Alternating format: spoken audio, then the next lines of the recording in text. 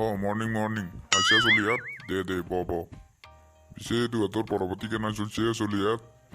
sir তামাম ফাটাফাটি একদম স্যাৰ তামাম বা হয় নেকি তামান তোহঁতে ঘৰত পঢ়া কৰিছে আজিকালি হয় স্যাৰ দে আজি মই তোহঁতৰ এটা টেষ্টে লওঁ না কি ক হাও মল্লু দে মই শেষ বাজি এতিয়া লাগি যত পতহান হে ভগৱান আজি অলপ মদি মুটটো দাঙি চাবা কি এই তিনৰ তাতে চৰক পৰিছে নাই স্যাৰ আকৌ নাই দিয়ক আপুনি সোধাওক যিহেতু দে ফাৰ্ষ্ট ৰিংকুৱে ক লালকিল্লাৰ উচ্চতা কিমানে হে স্যাৰ আপনি ইমান ইজি কুৱেশ্যন দে ক ইজিয়ে হওক দেচোন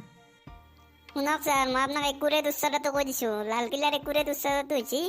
লালকিল্লাটো যিমান ওখ তাৰে আধাৰ এই 2 গুণে দক একদম 2 গুণ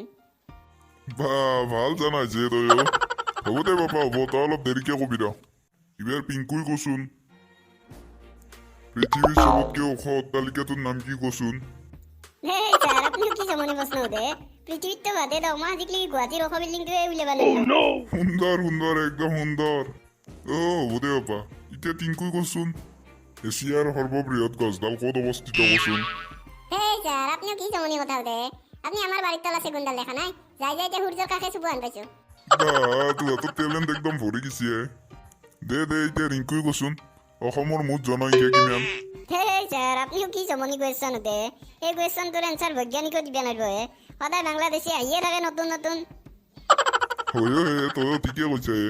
দে এইবাৰ পিংকুই কওঁ যোৱাৰ ভাতা কাক বোলে স্যার এইটো মই কম স্যার নহয় এইটো মই কম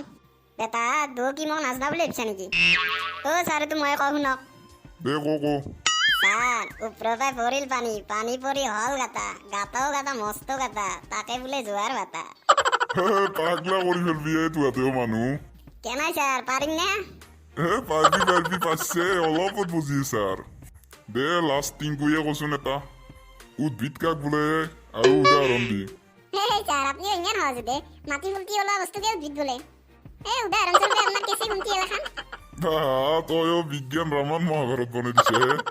ভালকে বুকছা দে তিনিও একদম ভালকে বুকছা সৰিবে বাকী এতিয়া দে চলি ইয়াত আজিৰ কাৰণে হ'ব দে তোহঁতেও ঘৰে যাওঁ ময়ো ঘৰতে যাওঁ দে হয় স্যাৰ